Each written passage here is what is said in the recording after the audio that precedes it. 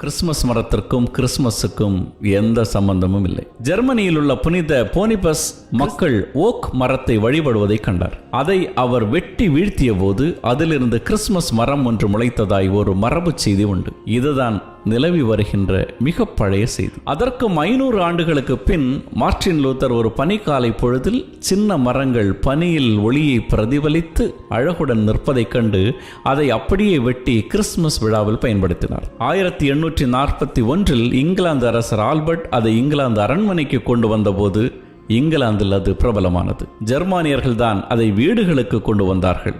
ஒரு வித்தியாசம் என்னவென்றால் அவர்கள் மரத்தை தலைகீழாக கட்டி தொங்க விட்டு விழா கொண்டாடினார்கள். 24ஆம் தேதி ஆதாம் ஏவாள் தினம் கொண்டாடப்பட்ட வரலாறு உண்டு. அந்நாளில் விலக்கப்பட்ட கனியை தின்ற நிகழ்வை நினைவுகூர மரங்களை வெட்டி அலங்கரித்து வைத்தனர்.